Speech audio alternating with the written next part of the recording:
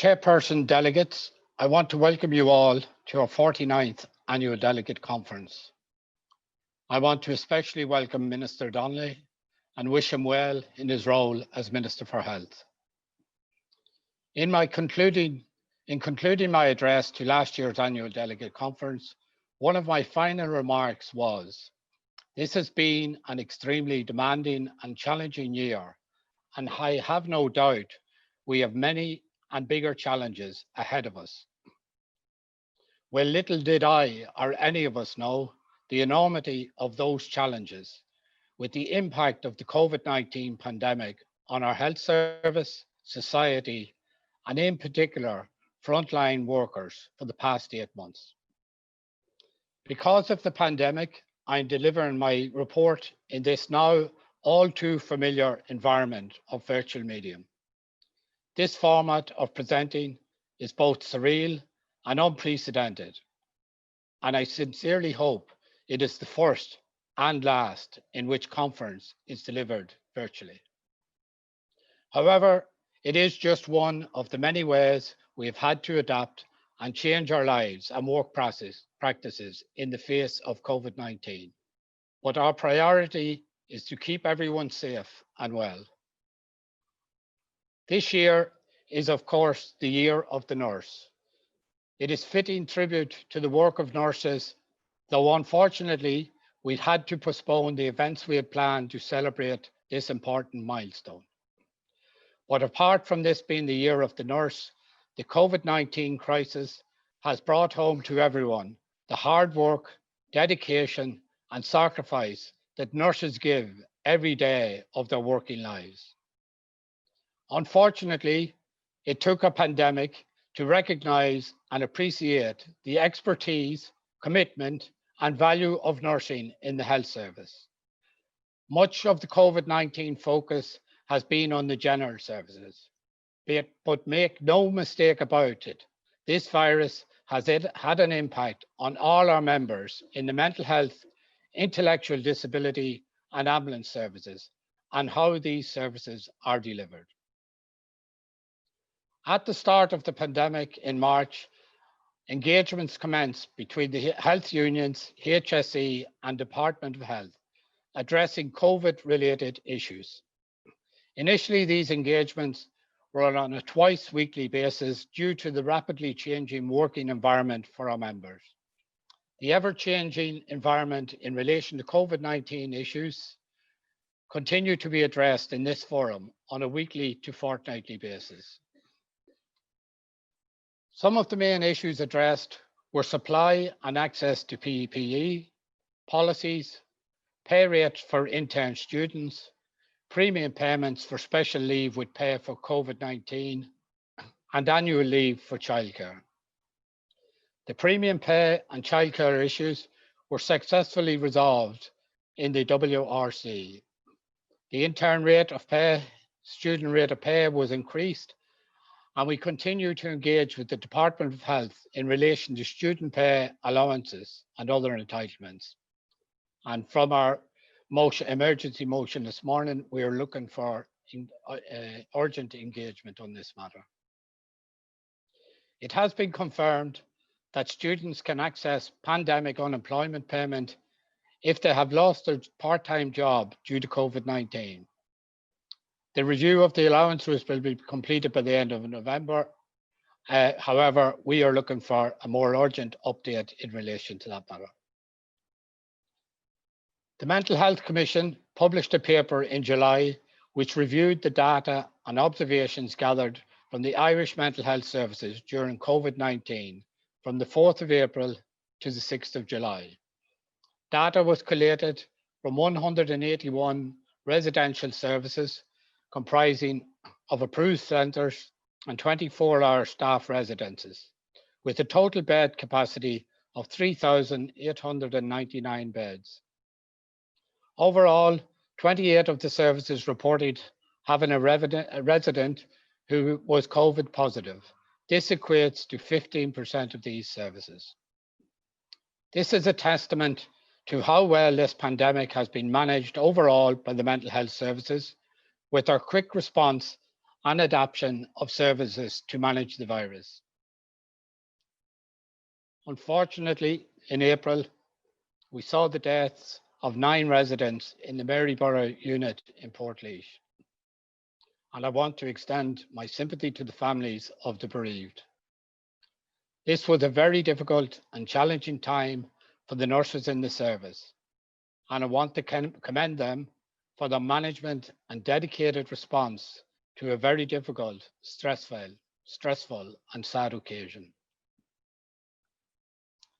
In the past few weeks, CHO7 has been particularly badly affected by the pandemic, especially the Kildare services. All 4 approved centres in the CHO7 have had to close for admissions. This has been a very difficult time for service users and staff, as admissions have to be diverted to surrounding CHO areas. This pandemic has highlighted to us all how the infrastructure in a significant number of approved centres are simply not suitable to manage situations like this. Due to the number of shared bedrooms, it confirms yet again that government needs to urgently invest in a major capital programme to address this matter.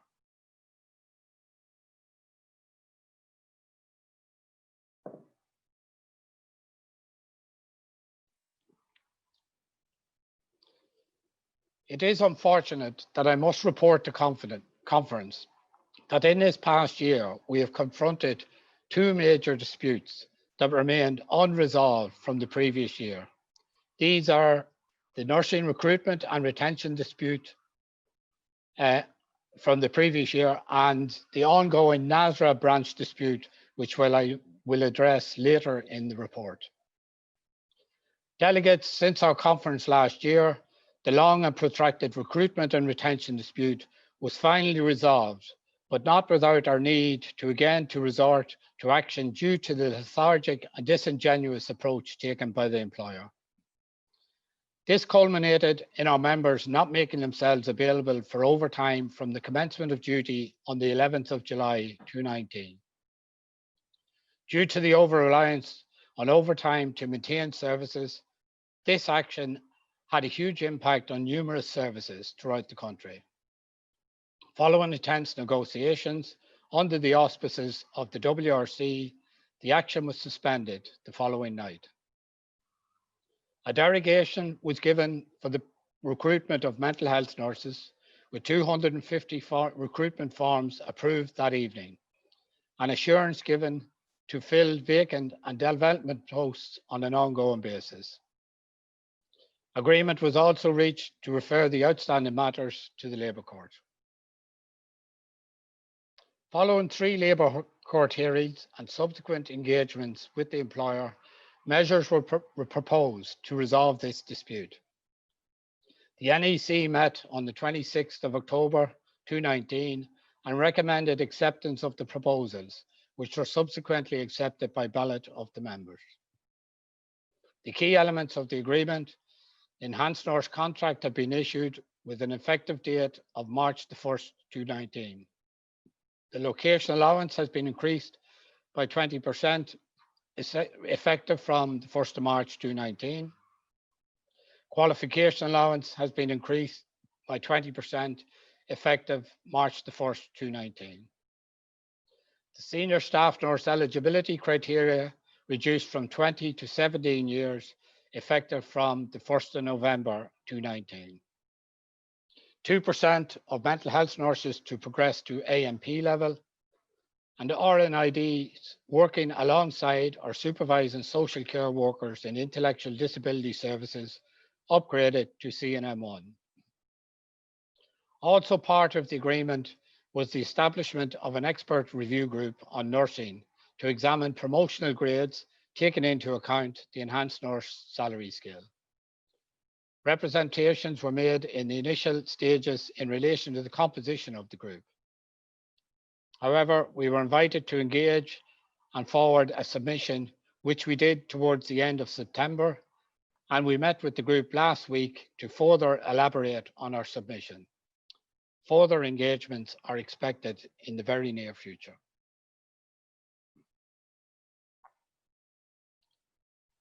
The circular to give effect to the enhanced nurse contract was issued on the 20th of February 2020. However, up until the end of October, to the best of my knowledge, no nurse had been paid the new contract salary. This is due to delays by area directors of nursing signing off the contracts and the complete lack of urgency by the HR departments to process these contracts. Following representations by the PNA, the processing of contracts has improved over the past few weeks, and this must be maintained. As the chairperson addressed, we would encourage those who fulfill the criteria to apply for this enhanced nurse contract. The successful outcome of this dispute, from our point of view, is again an acknowledgement of the resolve and determination of our members, and I again pay tribute to the effort of our members and staff in seeing through this protracted dispute.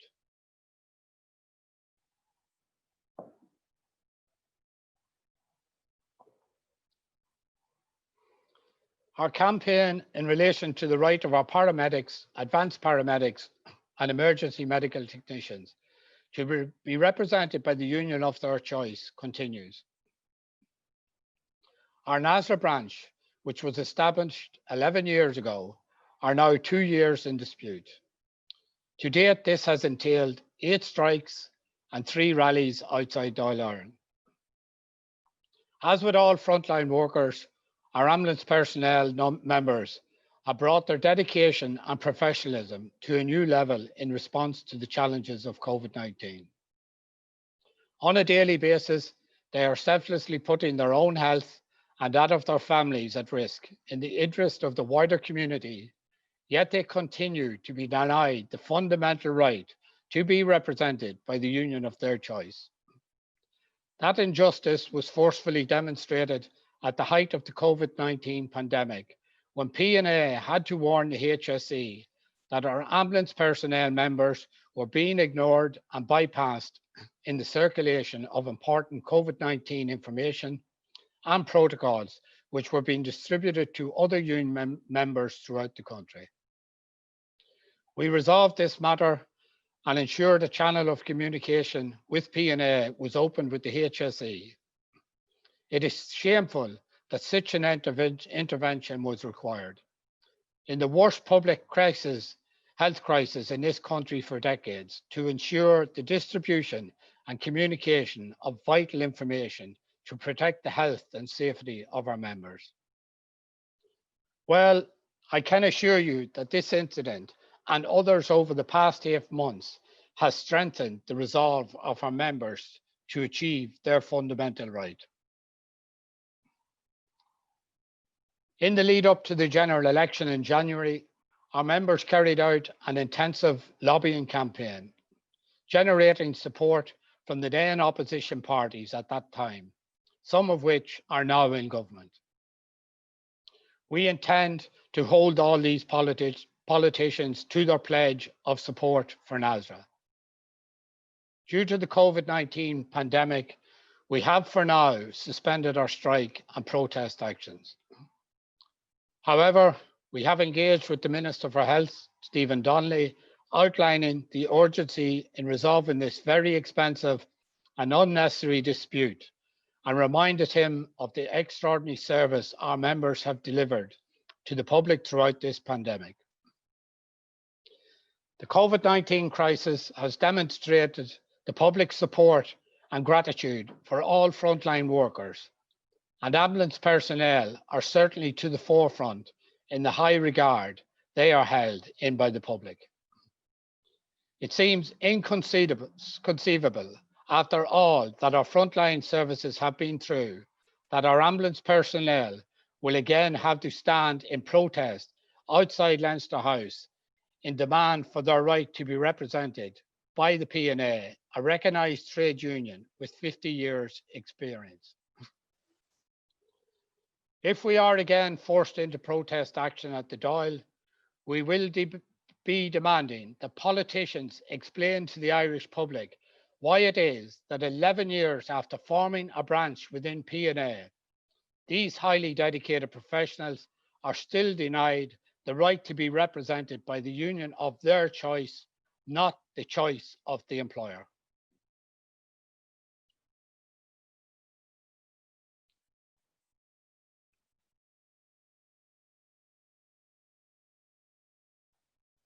Delegates, the new forensic mental health services in Portrane is due to be completed and handed over to the HSE next month.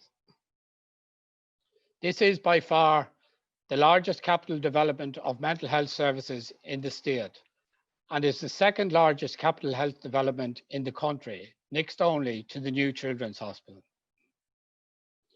We have also been informed that it has been constructed within budget. Maybe that will be an impetus for many more much needed mental health developments. The new service will comprise of a 170 bed campus, which is over 70 beds more than the current service in Dundrum. Incorporated within is a 120 bed forensic hospital, a 10 bedded CAMS unit, a 10 bedded mental health intellectual disability unit, and a 30 bed intensive care rehabilitation unit. There have been monthly engagements under the auspices of the WRC since October 2018, and several local streams feed into this. Engagement has been intense and robust, but overall positive. Some of the critical issues to be addressed are staffing, skill mix, rosters, and a number of issues which are currently being addressed in WRC conciliation. Considering it will take an extra 200 nurses to staff the campus, it is envisaged that the service will open on a phased basis. It is expected that the 120 bed forensic hospital will open towards the end of March, beginning of April 2021. However, it is essential that the whole service is opened and fully staffed within a specific time frame, as the specialised CAMS, mental health intellectual disability unit, and the intensive care rehabilitation units are non-existent throughout the country at present. Delegates, I cannot let conference pass without drawing your attention to a disgraceful headline in the Irish Independent on the 8th of November, which stated, "Conair style plan to transfer violent inmates will shut the M50. This article goes on to state that the M50 will shut down between Dundrum and Portrane to facilitate the transfer of patients to the new facility. This is an absolutely disgraceful and outrageous headline that panders to the worst possible image of mental health services and mental illness. Despite all the positive work and efforts to remove the stigma of mental illness over the years, it is incredulous that such a headline could be printed in a national newspaper in this day and age. This type of shameful attitude towards mental illness must be eliminated from society, and we have contacted the HSE to ensure that this matter is addressed with the Independent. And just finally, in relation to the new forensic services, from the outset of our meetings and discussions with the HSE and the Department of Health, we have been insistent that all proceeds from the sale of the very valuable land in Dundrum is protected and ring-fenced for investment in the wider mental health services as per Vision for Change policy. And we are continuing to pursue this issue and are waiting definitive responses on it.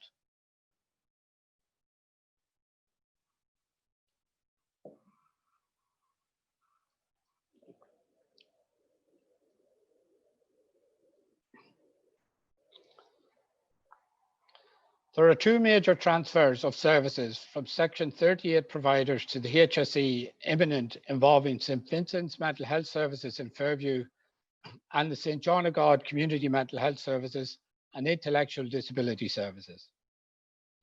Engagement has commenced in the past month in relation to both transfers. In relation to St Vincent's, It is proposed that the transfer will take place on a phased basis over a 4-year period. In Q1, the Psychiatry of Old Age is going to move to the Connolly Hospital, Blanchardstown. The day hospital service will be distributed to 3-day hospitals for the service. The adolescent day hospital is transferring to North Great Georgia Street. Q4 2021 is proposed that the adolescent unit will move to the Connolly Hospital. And in 2024, the adult inpatient unit will transfer to a new unit in the Mater Hospital. It is also planned to build a 100-bed mental health facility on the grounds of Fairview Hospital. The challenges in negotiation will be to ensure the smooth transfer of undertakings to protect the terms and conditions of our members with no diminution of services. However, the transfer of St. John of God services to the HSE is planned over a much shorter 12-month period to be concluded on the 30th of September 2021. We have been informed that this transfer is due to St. John of God's financial difficulties, which has impacted on their ability to maintain the day-to-day provision of services. The engagement in relation to this transfer will also be to ensure the protection of our members' terms and conditions. This will require engagement with both St. John of God and the HSE to ensure a smooth transition.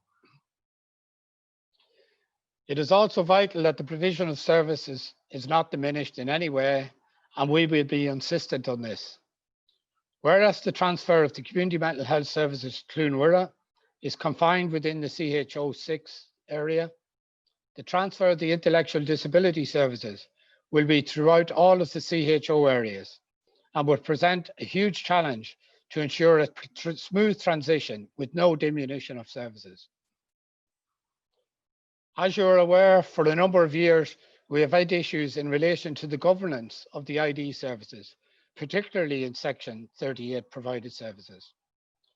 As I outlined in my address last year, the ID services are experiencing major transitions and reconfigurations throughout the country. And to date, these transitions are proving a huge challenge for all NIDs as they are feeling significantly undervalued. This is totally contrary to shaping the future of the Intellectual Disability Nursing Report, which clearly outlines the expansion of the skills and nursing roles of RNIDs to encompass a lifetime approach of care for people with intellectual disability, from perinatal to end-of-life care. Once again, in the health service, this is another report gathering dust on a shelf and is being ignored by the management of ID services throughout the country. The PNA will continue in our efforts to ensure that specialist RNID roles are incorporated into the future reconfigurations and addressed in the negotiations on the transfer of St. John of God services to the HSE. Another significant development affecting the intellectual disability services is the imminent publication of the Medication Management Framework. In 2017,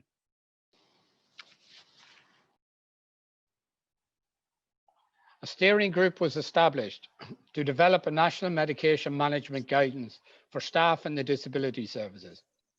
PNA and other health unions insisted on engagement regarding this significant development. Engagement commenced in 2017, and this has been ongoing and is due to be completed in the coming weeks. The PNA were instrumental in significant amendments to the document, ensuring compliance with NMBI guidance and other matters in relation to the training of non-nursing staff. The PNA collaboration with the Faculty of Nursing and Midwife, RCSI, continues to evolve and develop. Programme evaluations remain extremely positive. However, unfortunately, a number of programmes were cancelled in Q2 2020 due to the COVID-19, and a plan for shorter, more focused webinars was introduced. Commencing with the summer series, a number of short webinars provided in the context of the pandemic aimed at promoting self-care and well-being for colleagues working at the coalface, and acknowledging nurses' great strengths and compassion. As we now move through the autumn-winter series, and in recognition that 2020 International Year of the Nurse and Midwife has not turned out anything like we had imagined, the PNA and the Faculty of Nursing, RCSI, have subsidised these continuous professional development webinars for our members and provided them free of charge. The delivery of the programmes by clinical experts is a key feature of this initiative, with the majority of classes delivered by PNA members and associates. The current series has proven to be extremely popular, with numerous requests for follow-up and large attendance at the live sessions, with up to 65 attendees recently.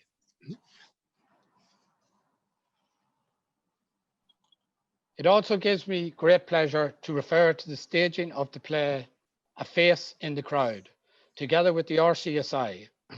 This initiative, a PNA first, was written by Mr. Neil O'Murray, a former PNA member and branch official.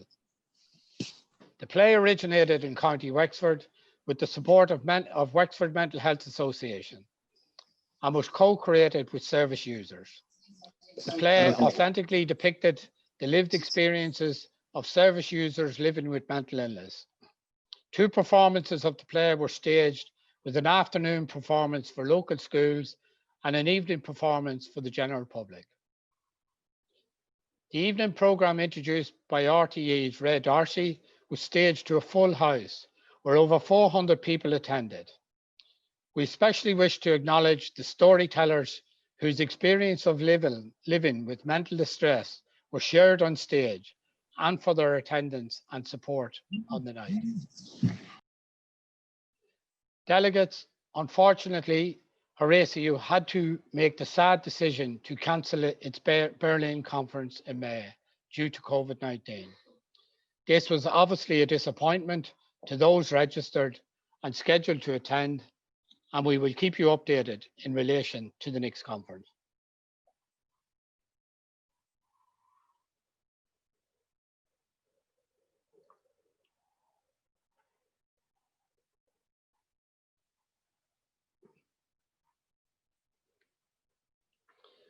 As you're aware, the recommendations of Vision for Change have never been achieved in relation to the development of services. The definitive PNA RCSI 2016 review of Vision for Change concluded that only 30% of the promised community developments were delivered, yet 78% of the beds were removed from the services. We continue to have the third lowest number of psychiatric beds per 100,000 in the EU, with only Cyprus and Italy having fewer. One of the many knock-on effects of this is the high proportion, estimated to be 250, of people with a serious mental illness in prison. The recent report by the European Committee for the Prevention of Torture, highlighted in the Irish Times this week, was highly critical of the treatment of prisoners with a mental illness. This surge in the number of prisoners with a mental illness is clearly one of the effects of the lack of investment and development of services in line with policy. The closure of the institutions was to coincide with the development of comprehensive community services. This did not happen, and this issue has been highlighted at our conference on numerous occasions. It is time it was addressed. Faced with these realities, it is hard not to conclude that Vision for Change was used as a cost-saving mechanism. In June this year,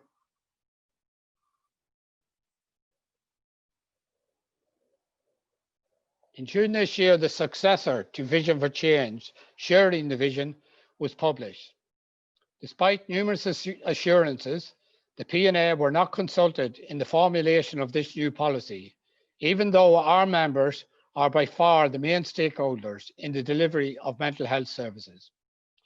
Overall, the PNA welcome this new 10-year strategy and will work to ensure that it is not used as a cost-saving mechanism similar to Vision for Change. Sharing the Vision fails to allocate funding or specific resources to implement the recommendations, and since its publication in June, once again, it appears we are in danger of again getting promises rather than firm commitment to mental health service reform. It is widely predicted by international commentators, government ministers, and senior managers that one impact of COVID-19 on our community is that we face a tsunami of mental health issues for many years after we emerge from this pandemic. It is a sobering thought that none of us want to see come to pass. However, numerous studies were conducted post the SARS 2003 outbreak, concluding that psychiatric disorders such as depression, anxiety, and post-traumatic stress disorder developed in high-risk persons, especially survivors and frontline healthcare workers. Other groups of citizens whose mental health is likely to be affected in these circumstances are those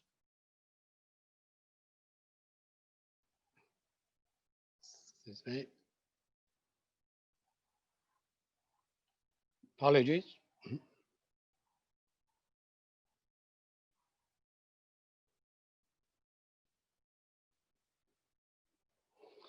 Other groups of citizens whose mental health is likely to be affected in these circumstances are those bereaved during the pandemic, older people, students, and younger people, particularly those with fewer social contacts.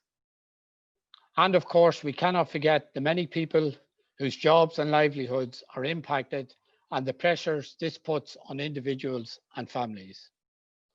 Despite the concerns expressed regarding the impact of COVID-19 on the mental health of the community, there was no extra funding allocated for mental health in the HSE's 2020-2021 winter plan. Move forward, and several weeks later, an extra $4 billion in spending was allocated to the health budget for 2021, with just $50 million allocated to mental health. Of this $50 million, it emerged that $12 million is to support existing levels of services. This equates to mental health receiving less than 1% of the overall $4 billion budget increase. There has been an incremental decline in the mental health budget as a percentage of the overall health budget from 16% in the 1980s to just 6% this year. This is an extraordinary reduction. This comes despite Sláintecare recommending that 10% of the health budget should be allocated to mental health, which is still below international recommendations. The health budget is now $20 billion, including the additional $6 billion increase. Of this, mental health had a budget allocation of $1 billion, which now means that the mental health budget has been reduced just from over 6% to 5%. This is outrageous and clearly highlights the lack of understanding of our politicians of the inadequacy of our current services or the extent of the growing demands for mental health services at every level. Reducing the budget by 1% is incomprehensible and a retrograde step, especially when it comes just 4 months after the launch of the latest 10-year government strategy, Sharing the Vision. The government must address the deficits in the provision of mental health and prepare as a matter of urgency for the impending sharp rise in demand for services in the same manner that the COVID crisis has led to a build-up of capacity in the intensive care units and the general hospital services. It is time to stop the lip service to mental health. It is time to match the policies, short and long term, with budgets that allow these policies to be achieved. And more than ever, as we emerge from the long, difficult months of COVID-19 and struggle to deal with its consequences, it is time to prioritize and invest in mental health services to respond to the needs of every citizen in this country. Delegates, to conclude, I want to thank all members, committee members, and branch officials for all their dedication and commitment since our last conference, and particularly during the extremely difficult past 8 months. I want to thank the Officer Board for all their exceptional hard work and commitment, especially since the onset of COVID-19. For the first few months of this pandemic, the board were meeting remotely on a twice-weekly basis. This commitment is very much appreciated. I want to thank Dennis Meehan for all his hard work and valued input as both branch official and regional rep, and I wish him all the best on his retirement. I also want to welcome Mark Johnson to the board as the new HSE Midwest representative. I want to thank all the staff for their continued tireless commitment, dedication, and hard work. And I would like to take this opportunity to congratulate Michael Hayes on his appointment as Deputy General Secretary last March. And Michael, I wish you every success in the role. Finally, I want to thank all the wives, husbands, and partners of all PNA activists, and of course, Laois, for all their support and patience. It is very much appreciated. These past 8 months have been extremely challenging and stressful for all citizens of this country, and in particular, frontline workers and their families.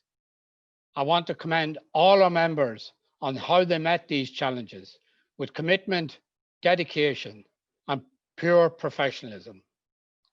Thank you all, and stay safe.